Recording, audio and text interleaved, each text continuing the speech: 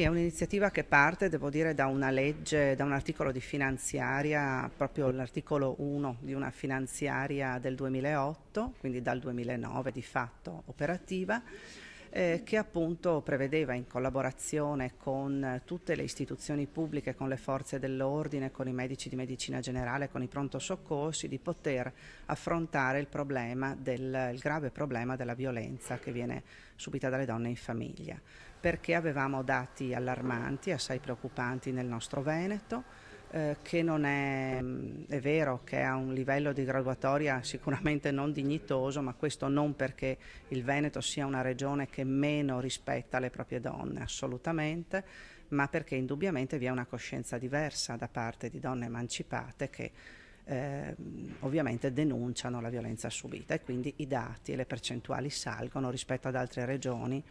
che invece assolutamente non vedono le donne denunciare con responsabilità questo fenomeno. E quindi abbiamo voluto soprattutto non solo valorizzare una rete che già in maniera capillare si è diffusa nel tempo sul territorio di centri risorse, di sportelli donna, e che quindi ci permette anche evidentemente di poter avere degli interlocutori collaborativi, ma abbiamo avuto assolutamente la necessità di confrontarci con chi con questo fenomeno ci fa i conti tutti i giorni, quindi con le forze dell'ordine, con i pronto soccorsi, con i medici. E quindi da oggi parte questa campagna di formazione e di informazione. Verranno affissi decine di migliaia di poster in tutti i luoghi dove presupponiamo le donne possano non solo fermarsi per chiedere un'informazione, ma possono anche transitare ed avere quella sollecitazione per prendere poi il dépliant ed informarsi. Un dépliant molto semplice, assolutamente positivo, sia nei colori sia nell'approccio, proprio perché la donna facilmente lo possa riporre nella propria borsa e poi leggerlo con tranquillità, per fugare quei tanti dubbi che invece vengono, dai quali le donne sono assaliti nel momento in cui decidono, dopo anni e anni di violenza, di fare denuncia, perché la media nazionale purtroppo è che una donna sporge denuncia mediamente dopo 7 anni di violenza subita.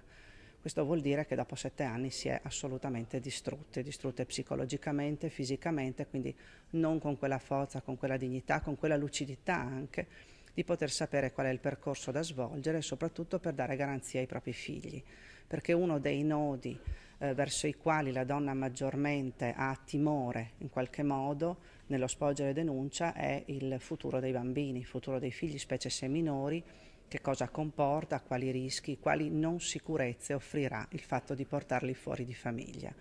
perché la famiglia è sempre vista comunque come quel nido sicuro dove il futuro dei figli è garantito, ma sicuramente non lo è in un caso di violenza perpetrata dal padre solitamente o anche in altre situazioni. E quindi questi centri di ascolto che verranno mappati, già oltre il 50% del territorio veneto è stato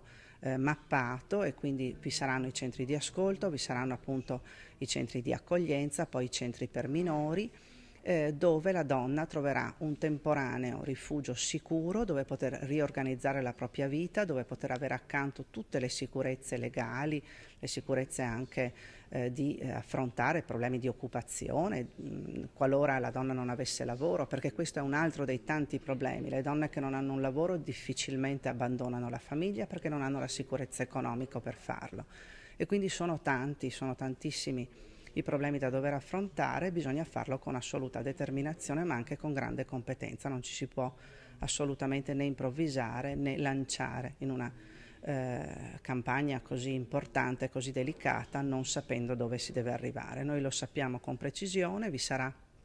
la seconda fase, che è quella poi di un vademecum preciso da dare anche agli operatori, in modo tale che sappiano come affrontare il problema, sappiano dove indirizzare le donne che hanno subito violenza, e quindi affrontare questo problema che evidentemente è gravissimo, però in maniera assolutamente determinante, decisiva e sicura.